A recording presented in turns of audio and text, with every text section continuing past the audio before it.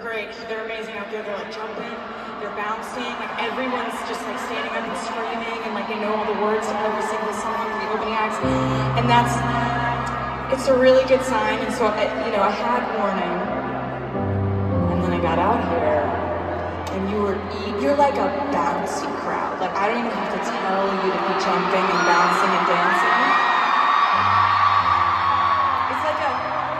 It's like a specific favorite type of crowd of mine. It's like a bouncy, dancing, jumping crowd. I love it.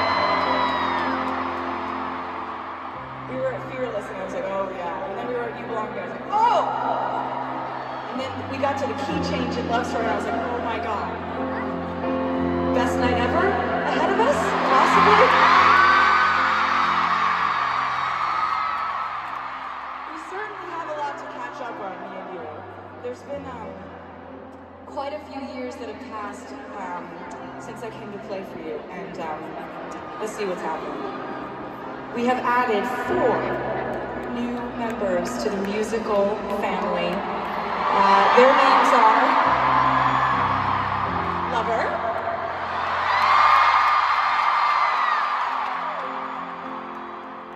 Folklore, Evermore, which we are currently experiencing,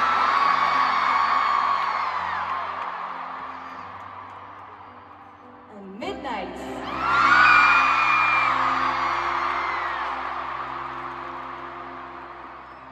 And then on top of that, what else has happened? Oh, I decided to re-record every single one of my first 6 albums.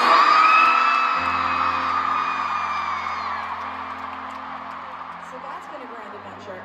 And the coolest thing about that was that when I had the idea to do it and said I was going to do it, you had a lot of people that were like, and rightfully, because people don't know when there isn't an example of things happening really in a successful way. They don't know what to think. People were like, I don't think that's gonna work. I think that sounds like a terrible idea. Let's watch this fail. And you guys were like, nope, we got you. It's not gonna fail, we're gonna love it. So, I will be eternally, profusely thankful to you for that, because it really means the world to me. And I was okay if it was just a passion project of mine that didn't really catch on, but you guys made sure that it did catch on, and I'm so grateful. Thank you.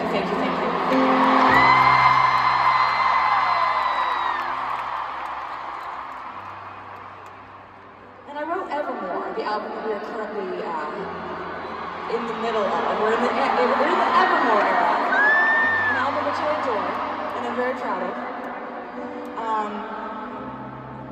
And that's an album that I wrote during the pandemic. It was the second one that I wrote in the pandemic, and we didn't really know what the future was of live music at that time, as you probably remember.